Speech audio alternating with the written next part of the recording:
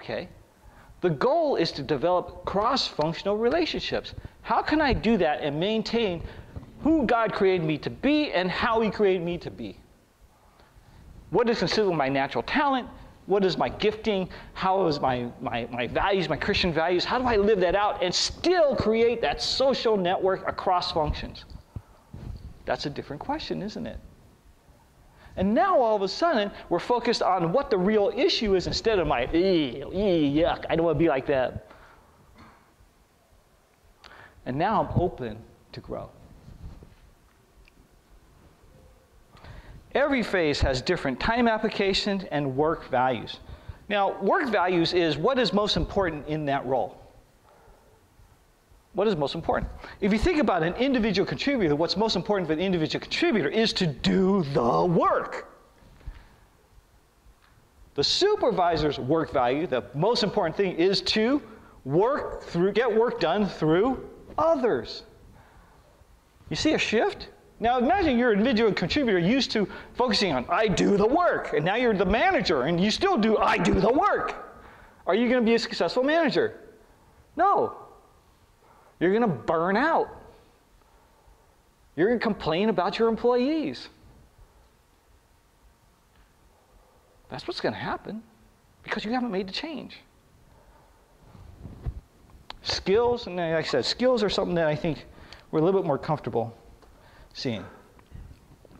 So, looking and knowing that there's different phases, then I said, okay, let's take a look at these passages.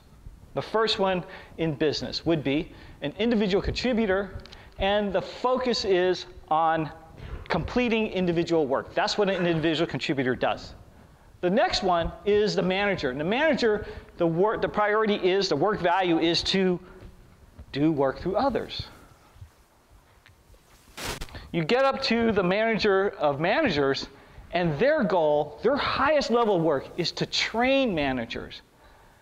How many of you, when you got to become a manager, that your manager says, my number one priority is to train you to be a great manager? Did that happen to you? Didn't happen to me. But shouldn't we do that? Because if we have great managers and our people are doing great things, that's what we're supposed to do. And then the business manager is supposed to integrate the functions. I talked about that. Because all of a sudden, now you're responsible for the whole thing. You have to be able to balance all these, integrate all these different tools and resources you have. Make sense?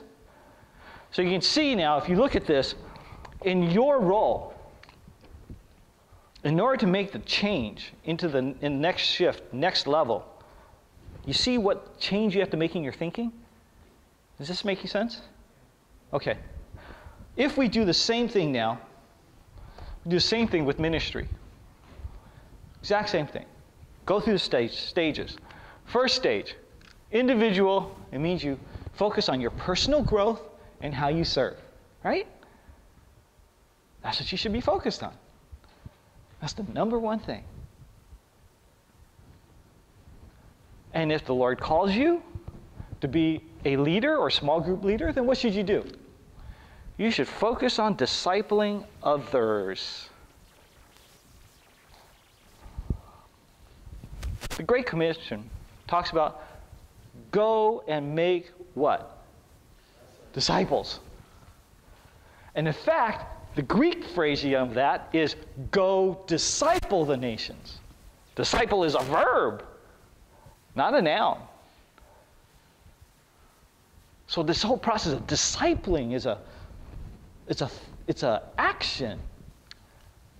And so leaders in our ministries, we sell them short. We sell our people short if we say, oh, you're now responsible for the small group, run the small group. That's too small. We need to tell them, you're now responsible to disciple others. Oh my gosh, that totally changes it. It means that now how I spend my time. How should I spend my time when I'm discipling others?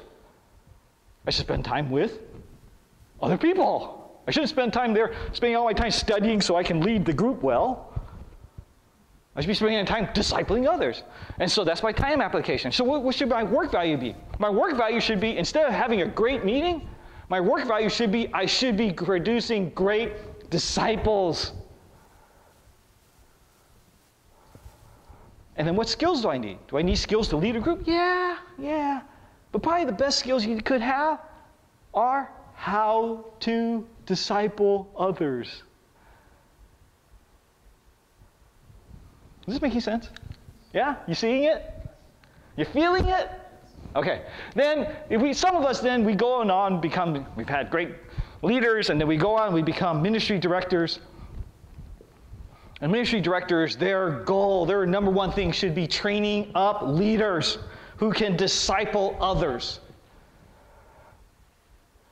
Jesus said, go and disciple the nations. So that's what we should be focused on. And then if you're a pastor, well, it's inevitable. You still have to integrate the functions. You still have to. But what's really cool is if you've come up through the pipeline and you put in place all the levels, guess what's happening as you're integrating the functions? The church is making disciples like crazy.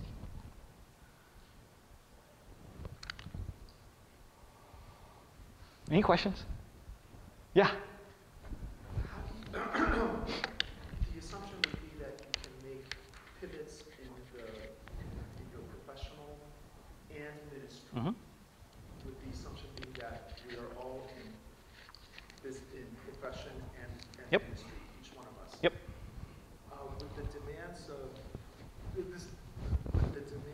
of professional pivots and just all the time applications that go into being on top of your game. Yeah. Professionally, ministry also requires a lot, and this paradigm requires a lot of listening and fine tuning. Yep. Of how you spend your time. Yep. Because you can't. It's hard to coast in my mind. Yep. If we look at the New Testament, we see Paul goes off into an area. Along trots Silas and another guy. And at first Paul goes, and him and Silas are doing what? They're making tents. I imagine he became a pretty good individual contributor, making tent maker. Then comes along the other guy, and what does Paul do? He stops making tents. He goes off and starts discipling. So it is hard. But you see how Silas, as an individual contributor, I will make the tents, which provides for the funds so that now the leader can go off and disciple. Everybody has a role to play. Everybody has a role to play. And every role is important. So you may be coming up to a point where you're ready to make a pivot. But don't discount where you're at. It's valuable. Very valuable. And there is no sense in my view of things that you're less of a person because you're an individual contributor versus a manager. They're just different roles. Or that you're just a manager versus a manager of managers. It's just a role. And yeah, there's fewer of them than these. Yeah, so? It's not a reflection of your personal value. Same thing in ministry. It's not a reflection of your personal value. For God so loved the world. Everybody. So you can really do great things in your role, whatever it is. And appreciate it. And know that, hey, in my role, this is what I should focus on. And if the time comes where the Lord calls me to a different phase, to a pivot, then I can see what I need to change to be successful and to be a good steward of what the Lord has given me in that new phase. I can change my time application, I can change my work values, and I can change my skill sets.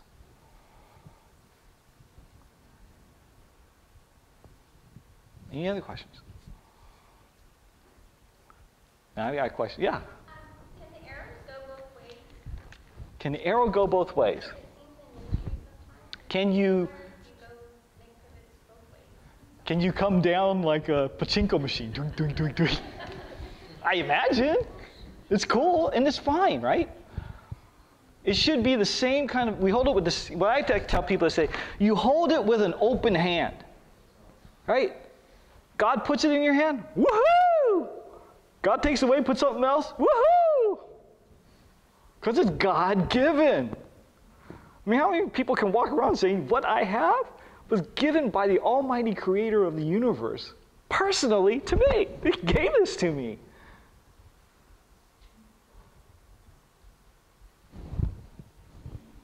So yeah. And just because it's going that way, the opposite direction, doesn't mean you're going downhill.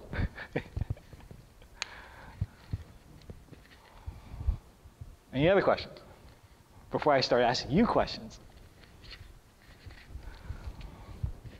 Okay. So, now we talked about where you are on your journey. So typically, the first question I would ask someone in a coaching session is, where are you at on this? You know, what's your position? And once you're in that position, I kind of go through a similar explanation as I just did with you.